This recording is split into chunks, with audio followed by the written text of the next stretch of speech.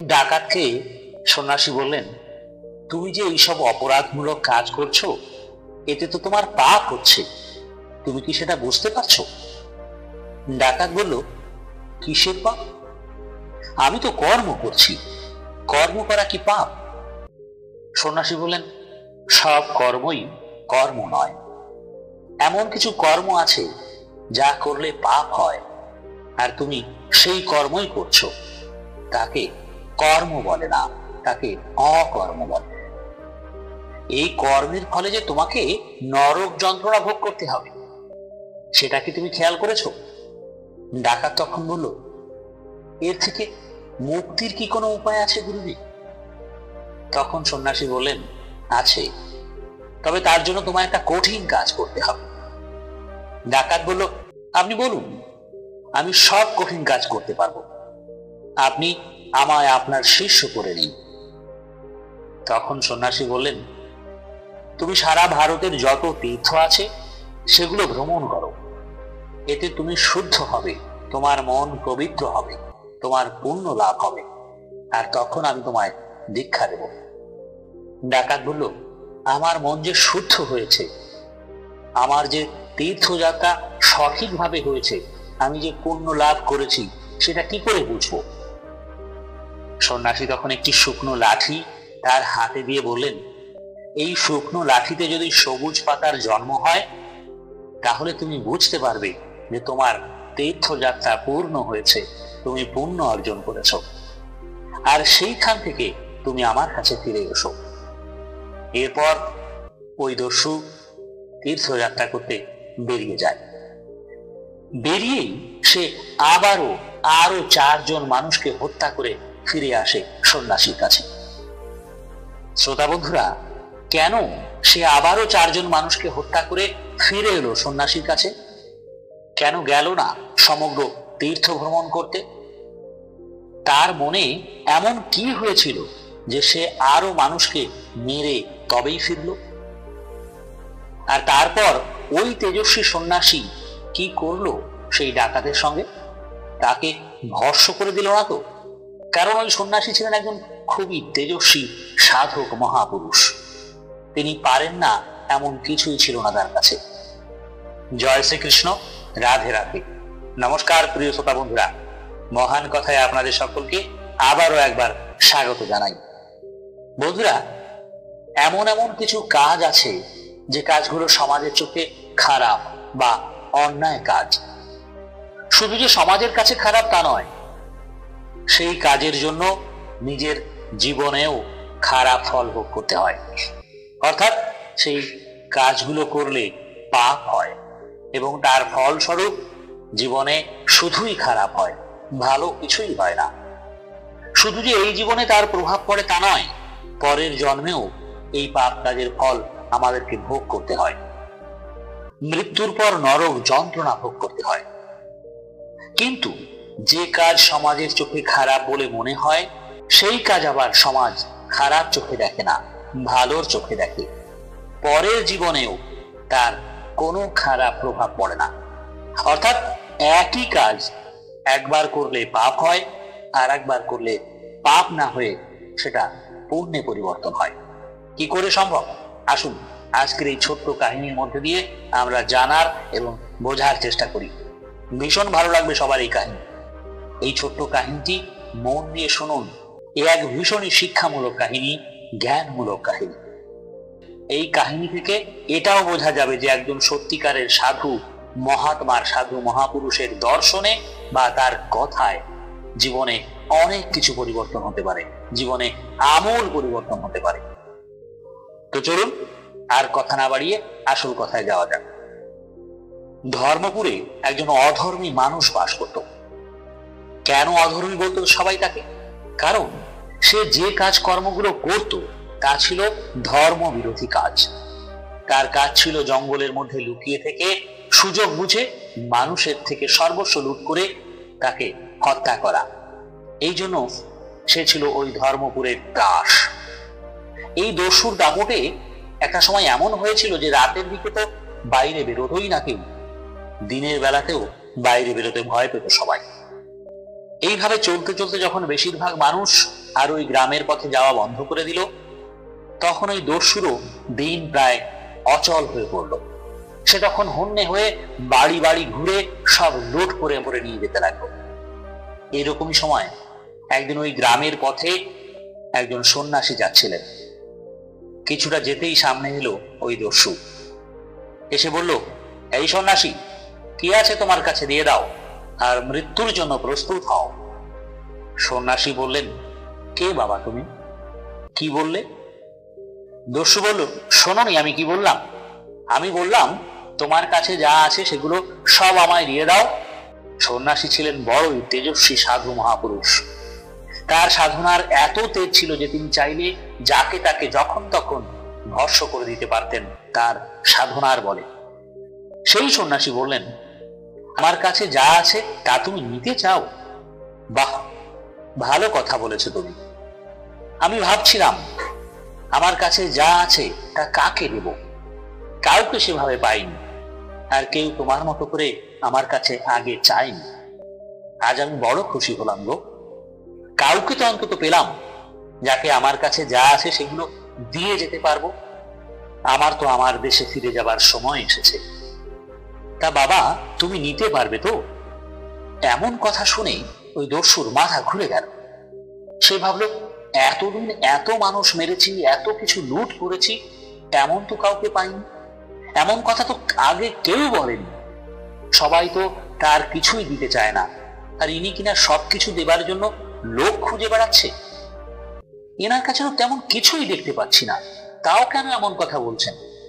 ইনি নিশ্চয়ই সাধারণ কোনো মানুষ নন।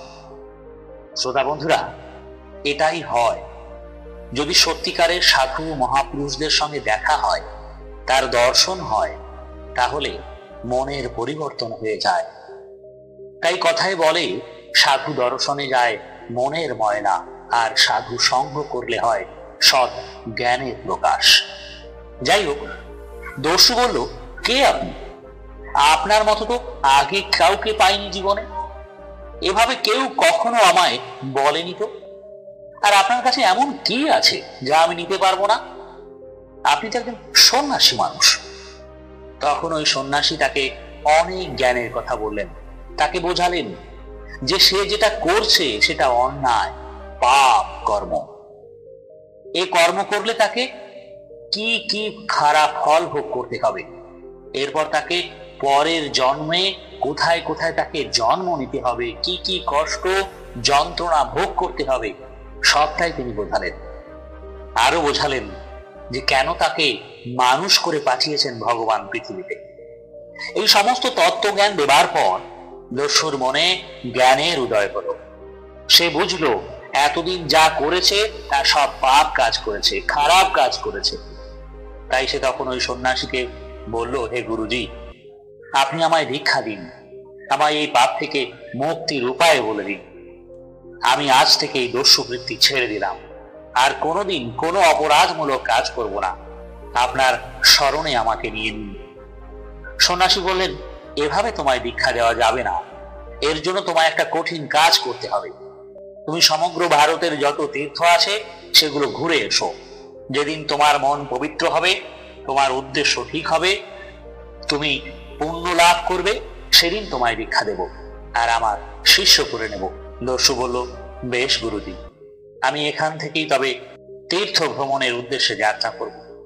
কিন্তু গুরুজি, আমি কিভাবে বুঝবো আমার উদ্দেশ্য ঠিক হয়েছে, আমার পুণ্য লাভ হয়েছে, আমার মন পবিত্র হয়েছে? সন্ন্যাসী তখন একটা শুকনো লাঠি তার হাতে দিয়ে বললেন, যেদিন এই শুকনো লাঠিটায় নূতন সবুজ পাতা বেরোবে, সেদিন তুমি বুঝবে তোমার তীর্থযাত্রা সফল হয়েছে, তোমার মনের সমস্ত পাপ ধুয়ে গিয়েছে। তুমি সেদিন আমার কাছে ফিরে এসো।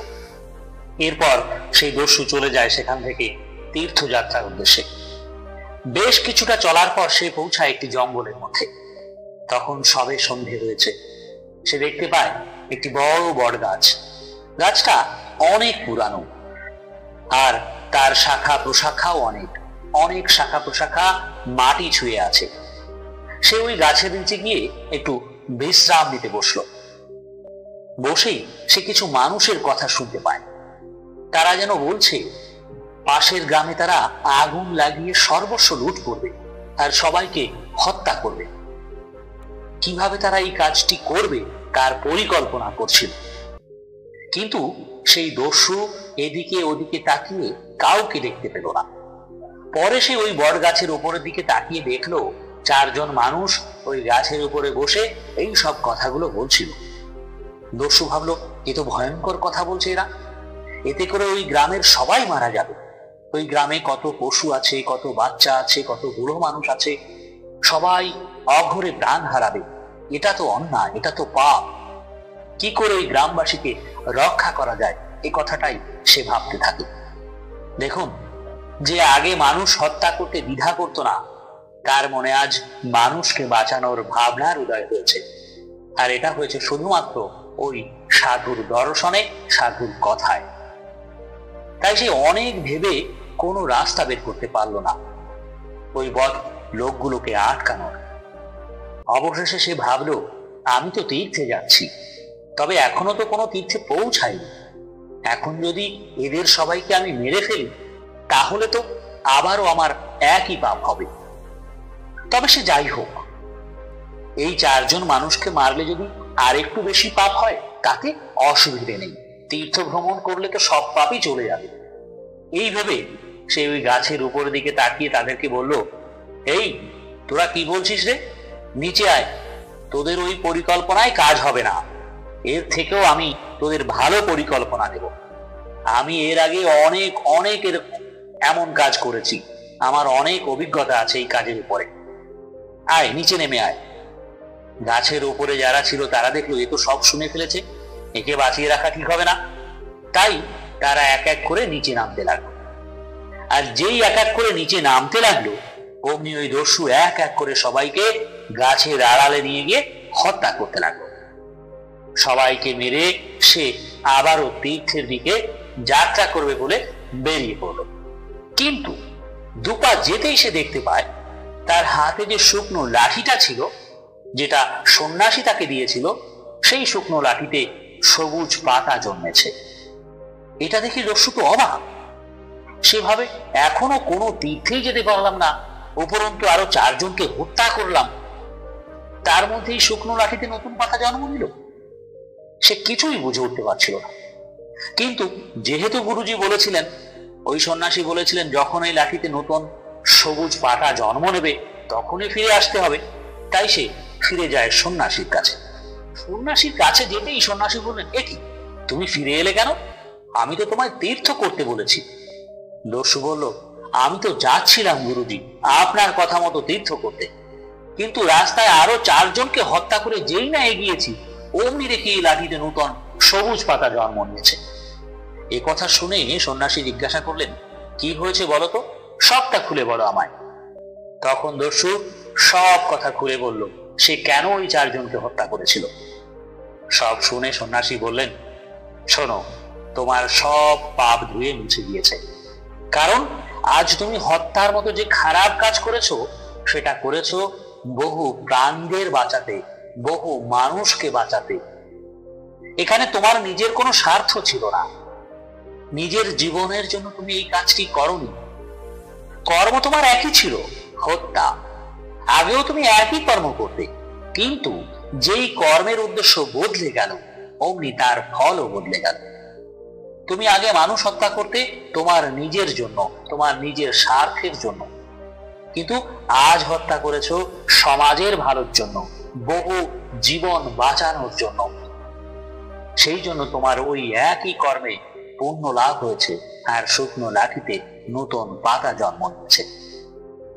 এর থেকে আমাদের শিক্ষা নেওয়া উচিত যে উদ্দেশ্য সঠিক রাখতে হবে, তাহলে জীবনে সবকিছুই ভালো হবে। আমরা জীবনে যে কর্ম নিজের জন্য উদ্দেশ্য করে করি সেই কাজে যেমন পুণ্য হয় তেমনি পাপও হয়, কিন্তু সেই কাজ যদি 10-এর ভালোর জন্য, সমাজের ভালোর জন্য করি তবে সেটা শুধুই পুণ্য হবে। যদি তাই না হতো তবে যে লোকটি ফাঁসির মতো একটি কঠিন কাজ করে তাকে তো সমাজ দোষী বলে না, কারণ সে ওই কাজটি করছে সমাজকে ভালো রাখার জন্য, সমাজকে সুস্থ রাখার জন্য। সন্ন্যাসী এও বললেন, আর যদি আমরা আমাদের সব কাজ সেই ভগবানকে উদ্দেশ্য করে করি, তার চরণে সমর্পণ করে করি, তবে কোনো কর্মের প্রভাব আমাদের জীবনে পড়বে না, আর আমাদের জীবনে কোনো কিছুই খারাপ হবে না। কারণ যখন মন শুধু সেই ভগবানকে ভাবে, তার কথাই স্মরণ করে, তখন আর কোনো খারাপ কর্ম করার মানসিকতাই থাকে না। অতএব নিজের দ্বারা তখন আর কোনো খারাপ কাজই হয় না, হবে না। তখন সব কাজের উদ্দেশ্যই হবে সঠিক, আর কর্মও হবে সঠিক। প্রিয় শ্রোতা বন্ধুরা, আপনাদের মতামত কমেন্ট করে জানাবেন, আর ভালো লাগলে ভিডিওটিকে শেয়ার করবেন, লাইক করবেন এবং চ্যানেলটিকে সাবস্ক্রাইব করে আমাদের সঙ্গে থাকবেন। আজ এই পর্যন্ত। সবাই ভালো থাকবেন, সুস্থ থাকবেন, আনন্দে থাকবেন। বলুন জয় জগৎগুরু শ্রী শ্রী কাশী কৃষ্ণ পরমহংসদেবের জয়, জয় সদ্গুরু শ্রীমৎ স্বামী নিত্যানন্দ গিরি মহারাজের জয়, জয় পরমেশ্বর ভগবান শ্রীকৃষ্ণের জয়।